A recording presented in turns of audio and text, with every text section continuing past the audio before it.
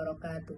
Halo teman-teman, perkenalkan nama saya Siti Zaskia dengan NIM 250209056.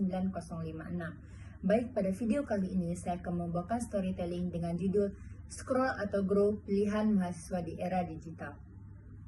Teman-teman, saya ingin mengajak kita semua untuk membayangkan di satu situasi yang mungkin pernah kita alami. Bayangkan besok kita ada tugas presentasi penting nih. Kita mulai membuka HP dengan niat mencari materi di ChatGPT, YouTube, Google, atau aplikasi lainnya. Namun sebelum mencarinya, kita membuka Instagram atau scroll TikTok. Pasti kita bilang, buka bentar deh, paling 5 menit. 5 menit berubah menjadi 30 menit. 30 menit lalu berubah menjadi 1 jam. Akhirnya tugas kita tidak selesai, presentasi kita tidak maksimal, dan kita mulai menyalahkan waktu. Padahal bukan kita tidak punya waktu, tapi kita yang belum mampu mengelola penggunaan teknologi dengan baik. Di sini saya menyadari bahwa literasi digital itu bukan hanya sekedar bisa menggunakan internet, tapi juga bagaimana kita mampu mengendalikan diri saat menggunakannya.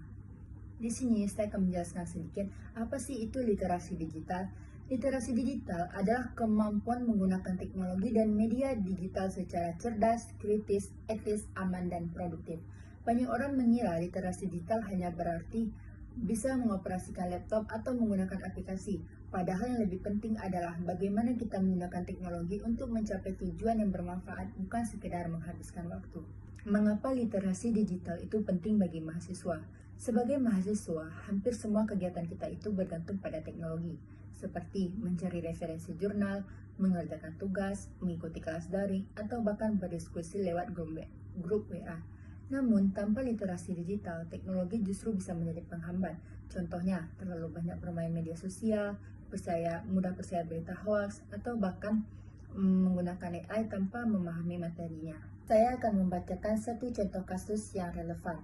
Misalnya, seorang mahasiswa mendapat tugas membuat makalah.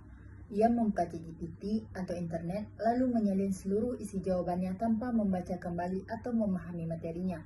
Tugas memang selesai, tetapi ketika dosen bertanya saat presentasi, ia tidak mampu menjelaskan isi makalahnya sendiri.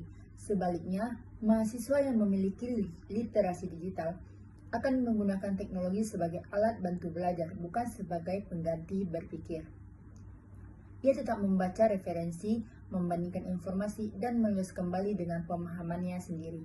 Inilah yang membedakan menggunakan teknologi secara cerdas dengan bergantung sepenuhnya pada teknologi. Pesan yang bisa kita ambil, teknologi bukanlah musuh mahasiswa, justru teknologi adalah peluang besar untuk kita berkembang. Kita bisa mengikuti kursus online, belajar bahasa asing, mencari jurnal internasional, bahkan hingga memperluas jaringan. Namun semua itu hanya akan bermanfaat jika kita mampu menggunakan teknologi dengan bijak. Teman-teman, sebagai mahasiswa, kita adalah generasi yang akan memimpin di masa depan. Oleh karena itu, jangan sampai kita hanya menjadi konsumen teknologi yang terus menerima informasi tanpa berpikir. Mari menjadi mahasiswa yang mampu memanfaatkan teknologi untuk belajar, berkarya, dan memberikan manfaat bagi orang lain. Karena pada akhirnya, teknologi tidak menentukan masa depan kita. Cara kita menggunakan teknologi yang akan menentukan masa depan tersebut. Sekian dari saya, terima kasih. Wassalamualaikum warahmatullahi wabarakatuh.